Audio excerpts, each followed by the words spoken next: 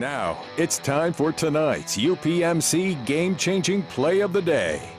And since the Steelers did not play, it has to be Lamar Jackson. If you watch their game, as Ron said, they were impressive, not just throwing the ball, but he turned what looked like a 4-yard loss into a 39-yard gain by using his legs the way he can. And he became the first quarterback ever today to have 6 straight games with at least 60 yards or more rushing, in addition to what he's done with the arm. So he's been terrific down there. That's our UPMC game-changing play. Pirates are making a game changer. They're bringing in Ben Cherington to be the new GM. He'll be introduced tomorrow. So, Will, what should be his first order of business? Obviously, he needs to figure out who wants to be the manager of this club, but I also think there are some bigger picture things at play here. Is this a complete teardown? Does that mean trading Marte, trying to find a buyer for Chris Archer, or is this trying to find a way to scrape back to 80, 82 wins next year? And I think something he's going to have to answer in the next probably 2 to 3 weeks. I want to know what kind of assurances he got from the owner. Are they going to spend any more money? Are they going to increase payroll? Are they going to actually go out and try to put a competitive team on the field? Yeah, I know it's going to come down to drafting and development, and we'll see if he can do that better than Huntington did. You like to think so. I don't envy the guy coming in here. I really don't. He's used to operating with Boston money. He's going to operate with nutting money. You're funny, Ron. Spending money and free agency, you're real funny. We know that's not going to happen. I mean, he knows this coming in, what he's faced against. And you mentioned a little bit, Ron, I think his biggest move is not what he does today, tomorrow, or the next week.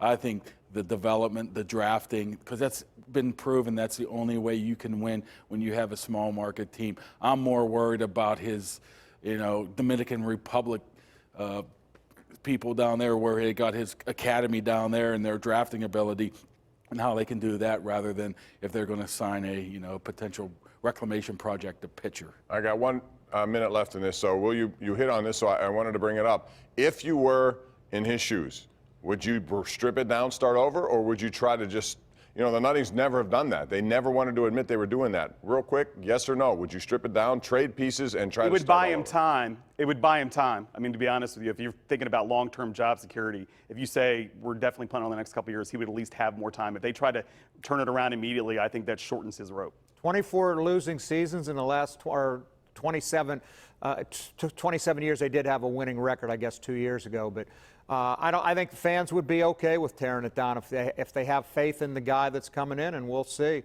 I see no reason why Marte is going to be back here next year. You might be able to get something now for him. What exactly are we tearing down here?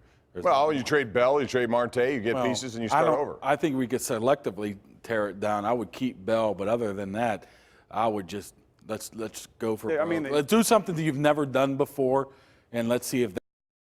Their best hope is that Bell has a paying like Kutch did in 12 and says, you know what, I think we're building something here and signs a contract. But it's hard to imagine that happening. But that's their only chance to try to be competitive. He's a Scott Boras guy, isn't he? Yeah, he is. That's why it isn't going to happen. All right, what's going to happen next is we're going to talk about Sidney Crosby. He's gone. Penguins won impressively last night against the Toronto team that's falling apart. But what do the Penguins have to do, and who has to lead them in his absence? We'll talk about that next right here on the #1 Cochran Sports Showdown.